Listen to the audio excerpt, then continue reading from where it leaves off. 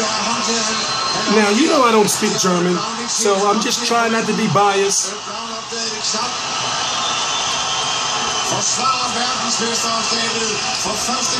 Okay, let's start with this. I'm T Street Controversy. This is T Street Controversy Live. I cover every single major fight live. Arthur Abraham is now 47 fights into his professional career. He's 35 years old. He started his career when he was 23 years old. Right now, July the 18th, 2015, Arthur Abraham defeated his rival, since they fought 4 times now, Robert Stieglitz, via 6-round stoppage TKO. Basically, his corner threw in the towel. He was knocked down with one of the well-known 1-2s, you know, the jab in the straight of Arthur Abraham, and it was kind of a delayed reaction. So what he did was, when he got hit, Arthur Abraham knew he was done, backed off, but you saw, I don't know what that was. Go watch the fight and you'll see what I'm talking about. But it was a delayed reaction when he was like, he tried to fight, and then all of a sudden he just fell straight on his face. And you saw his cornerman just like, instead of throwing in the towel, he said, you know what, we give you a little bit of dignity, we're just gonna hold it up. The referee didn't see it, by the way. Was that Robert Byrd? Referee? I don't remember. Referee didn't see it, by the way. So what the referee does is go ahead and issues the 8 count. Stieglitz is up, you know, by 9. You know, he's got his gloves up. Referee's great sitting back out there. But at that point in time, he was done. I'm talking about, you know, if you can tell that Arthur Abraham wanted this whole saga, because 4 fights, 3 fights is a trilogy, 4 fights is just a saga, you know. And right now, you can tell that he wanted his knockout defeat back. Remember, Stieglitz was the guy who handed him his first TKO or stoppage. Basically, despite what you think of it, still on paper he stopped him. So therefore, looking at it now, I'm thinking, what's the point of this fight? Stieglitz's whole career, in my opinion, has been based off of Arthur Abraham. And then, not to mention, I saw that fight. I covered that fight with Stieglitz versus Sturm. He didn't look good there either. I'm not, put it this way, it's hard because I don't have the inside scoop on these fighters, because for one, the language barrier, and also, you know, with the television, you know, I'm thousands of miles away. So therefore, I just got to go off what I see. And as you can see, I watch the fights in their natural, you know, language. And sometimes, well, I'm not gonna say sometimes, I'm not gonna lie, majority of the times it's just on mute and I'm just watching the fight while I'm doing stuff in the background. So what I see is this: Arthur Abraham's the WBO 168-pound champion of the world, retaining his title. He has a Hall of Fame. He has a Hall of Fame career, despite his losses to Carl Froch, despite his loss to Andre Ward, despite his loss to Andre Durrell, in which a career he almost ended. Still, if you look at the resume and if you look at the fact that this guy's still around, and every time people think he's done, and I'm talking about Arthur Abraham as the fighter, he always comes back out on top. For example, with the first Paul Smith fight, I had Paul Smith winning. He didn't take Paul Smith seriously. What did he do in the rematch?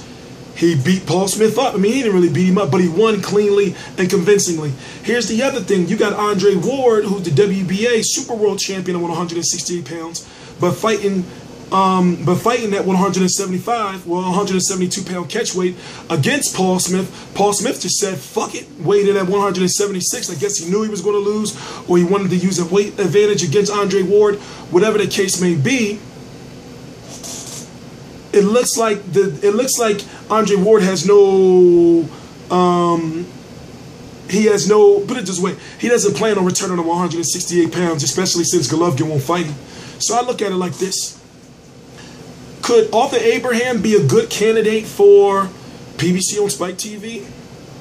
PBC on NBC? PBC on CBS? Hell, PBC on CBS or NBC midday card against an Anthony or an Andre Durrell, you know. And if you really want to get funky with it, throw him in there against the winner of a Battle Jack versus a George Groves, therefore to be a unification. I mean, after all, he might as well go for a unification right now, right? You know, with the fact that, well, if you look at, wait, who's the IBF? Oh, look, and then you got, voila, you got a big fight right there with James DeGale. So there's fights out there for Arthur Abraham. He's 35 years old, but fighting Stieglitz for a 4th time, I understood why, because he wanted to get his knockout back, and he did. But now I'm asking myself, where does he go from here?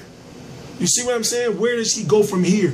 You know, it's like, you're a champion, okay, you know, you have a Hall of Fame, you know, type resume. Now it's time to, you know, step it up. And then why not come over here and get some more American exposure? He did have American exposure when he was in the Super 6 tournament. But why not come during this age? I'm not saying sign with Al Heyman. I'm saying, you know, there's some fights out here that he should be taking over in the United States now. Just my own personal opinion. But I understand that bigger money would have those guys fight. Well, he would want to. It would be bigger money for those guys to come over there to fight him. After all, he is a champion, meaning coming over to Germany. Because don't get me wrong, he sells out all his events. He sells out all his events. And you know, the German boxing, the German and the Russian boxing community, they all wear suits. It's a different boxing culture over there, to the point where a boxing event is an actual event in itself, kind of like the World Cup or something. I know the World Cup is big. I'm just saying that was a bad example. World Cup is big. I'm just saying it's boxing events are large events. That's why you see those huge, humongous turnouts for Klitschko fights, because they're almost like American Super Bowls. You get me? That's a good analogy right there. So I am T Street Controversy with RealCombatMedia.com. I have completed my quota for the day. Oh no, I got 2 more fights. I got the Amiri Imam versus Angulo, and then I got no, not that Angulo, and then I got Chavez Jr. versus Marcos Reyes. So once again, subscribe. Also, if you are in Germany and you've made it this far in the video, we are looking for help. So if you were home watching the Arthur Abraham versus Robert Stieglitz 4, then if you were thinking to yourself, you know what? I would love to have been in that fight. Been to that fight. If you're interested in covering fights in Germany or anywhere around the area, especially with Klitschko versus Fury coming up, I'm not saying you'll be covering that, but what I'm saying is, please send me an email at tstreetcontroversy@gmail.com. And if you can't understand what I'm saying because of my voice, then what you want to do is you want to go to the About section of the YouTube page. And then under the About section, you're going to see my social media and you're going to see my email address. Send a detailed email of what your goals, your aspirations, and what you would like to do to help the sport of boxing and T-Street Controversy and RealCombatMedia.com. So, to end the video, I will say this. I would like to see Arthur Abraham in a fight with James DeGale, Anthony or Andre Durrell, the brothers Durrell, George Groves, Badu Jack. You know, no point in a rematch with Andre Ward. There's a lot of guys I would like to see him in there with, but since he's kind of like a German version of a Mayweather, I'm not saying, you know, yes, he's been defeated, but what I'm saying is he's very loved and respected over there. It's time for him to make a move, especially this late in his career, to get on some national television, and he can fight. You know, so T-Street Controversy with RealCombatMedia.com. I cover every single major fight live. Please subscribe.